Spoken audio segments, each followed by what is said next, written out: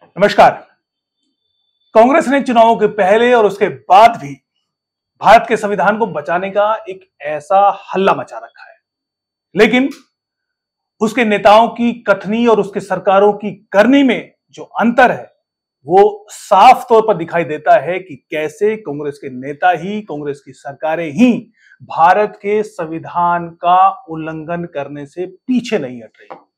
ताजा फैसला, कांग्रेस की सरकार जो कि कर्नाटक में है, उन्होंने एक फैसला लिया है।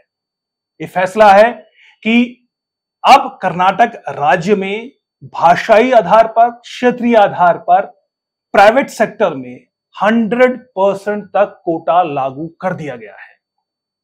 यह एक फैसला है।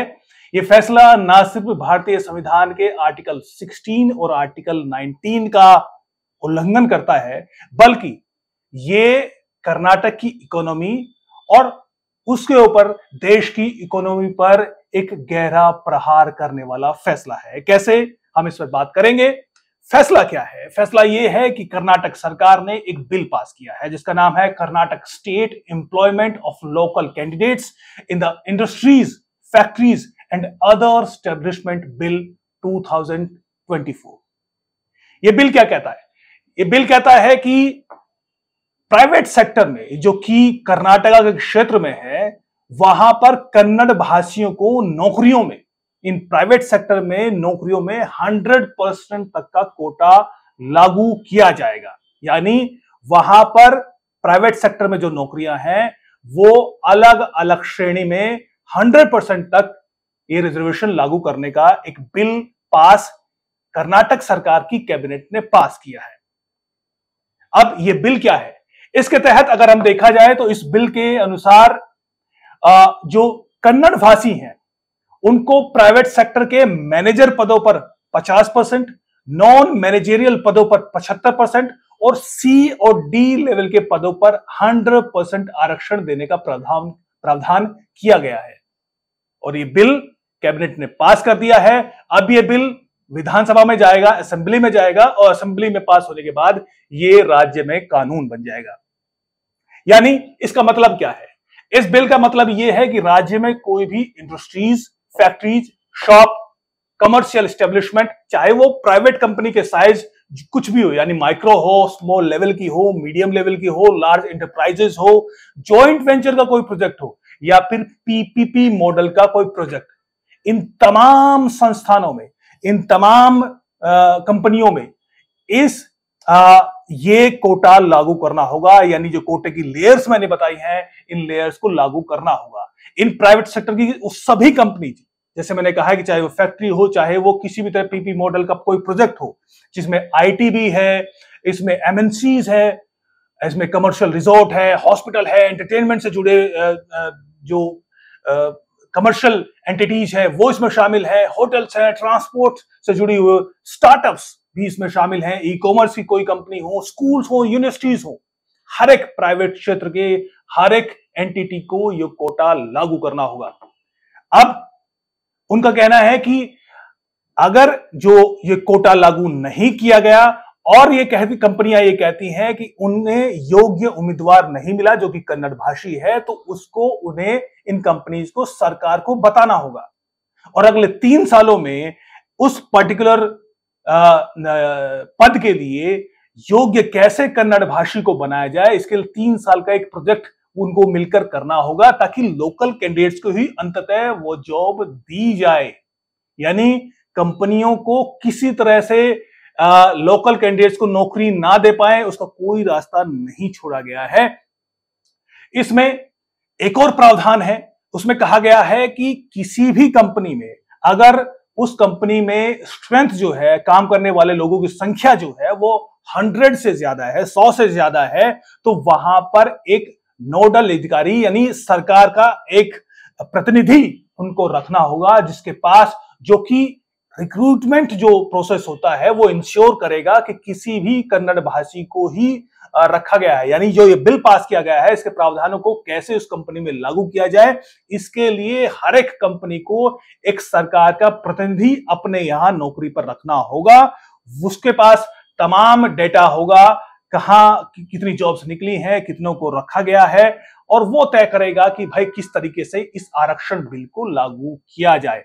अब जैसे मैंने कहा, फिर से मैं दोहराता हूं कि इस बिल के मुताबिक कन्नड़ भाषी व्यक्ति को प्राइवेट सेक्टर से जुड़ी हर एक कंपनी में मैनेजर पदों पर, यानी जो टॉप लेयर के पद है उनमें 50%, नॉन मैनेजेरियल पदों पर 75% और सी और डी लेवल के पदों पर 100% कन्नड़ भाषी लोगों के लिए आरक्षण दे दिया गया है। सी और डी कैटेगरी अगर आप नहीं समझ पा रहे हैं तो यानी क्लरिकल लेवल की जो जॉब्स हैं, लेबर्स की जो जॉब है, चपरासी लेवल की यानी निचले दर्जे की जो नॉन ये कहें कि मैनेजेरियल जो जॉब्स हैं उनको सी और की डी कैटेगरी में रखा जाता है। यहां पर पूर्णतः 100% आरक्षण लागू प्राइवेट कंपनीज को करना होगा।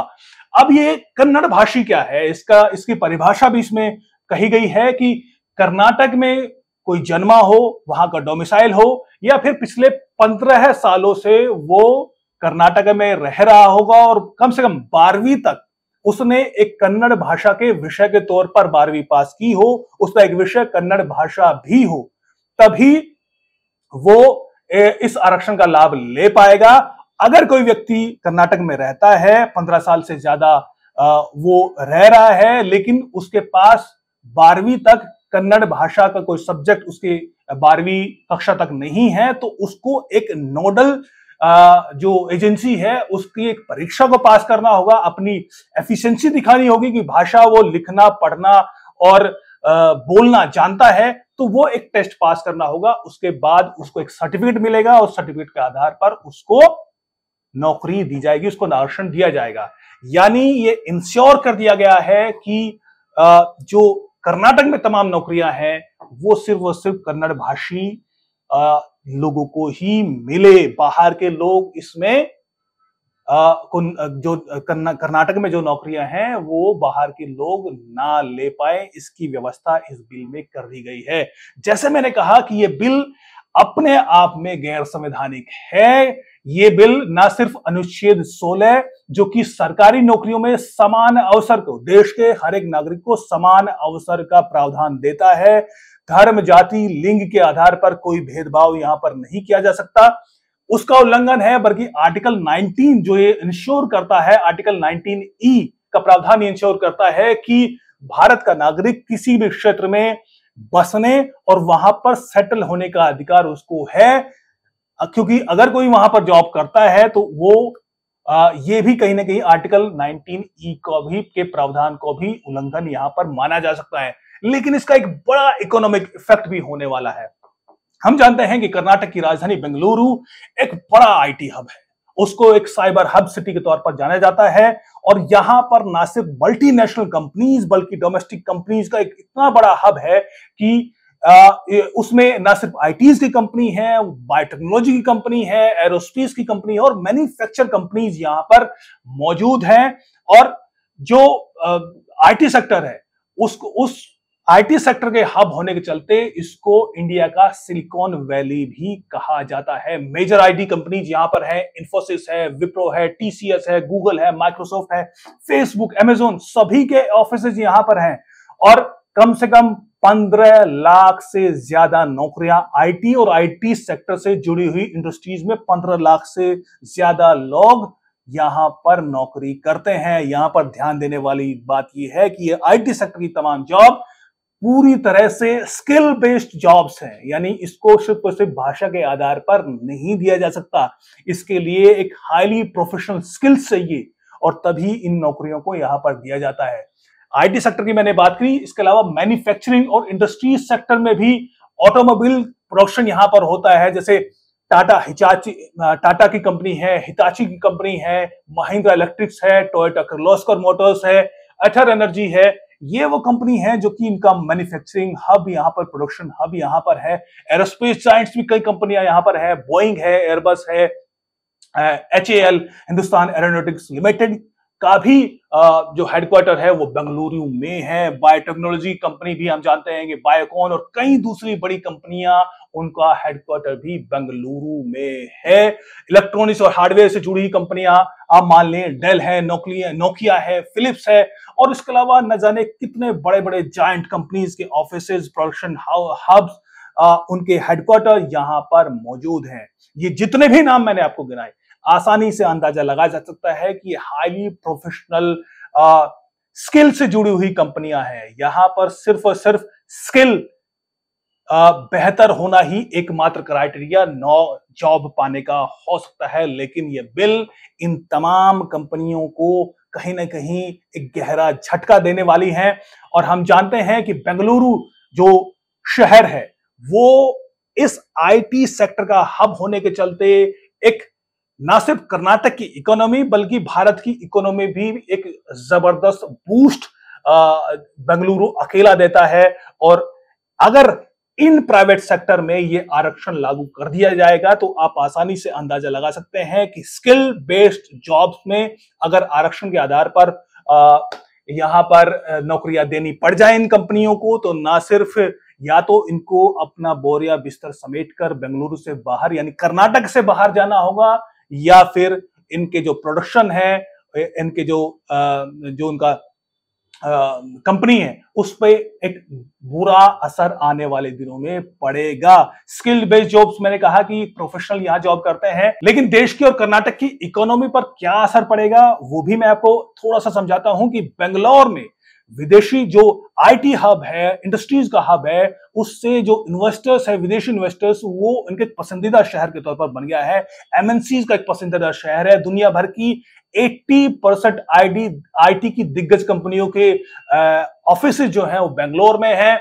और यहां की जो बेंगलुरु शहर की जो जीडीपी है वो 110 बिलियन डॉलर के आसपास है, जो कि कर्नाटक की कुल जीडीपी का 87% है। यानी बेंगलुरु की अकेले जीडीपी जो है वो कर्नाटक की कुल राज्य की जीडीपी का 87% है। इससे आप अंदाजा लगा सकते हैं कि अगर इस आरक्षण बिल के चलते इन कंपनीज पर असर पड़ता है तो अंततः कर्नाटक की जीडीपी पर भी असर पड़ेगा। उसको कैसे संभालेंगे इस पर कोई चर्चा अब तक नहीं है। सिर्फ और सिर्फ भाषाई आधार पर एक आरक्षण लागू करने की बात कह दी गई है। और बेंगलुरु आईटी हब जो है भारत की कुल आईटी निर्यात में 34 से 40% का योगदान देता है। यानी जो देश से जो सर्विसेज दी जाती हैं दुनिया भर में, उससे 34 से 40% का योगदान वो अकेले बेंगलुरु से होता है। इससे आप आसानी से अंदाजा लगा सकते हैं कि न सिर्फ बेंगलुरु कर्नाटक से असर पड़ेगा इन कंपनियों में आरक्षण व्यवस्था लागू करने का, बल्कि देश की इकोनॉमी पर भी इसका गहरा असर पड़ेगा।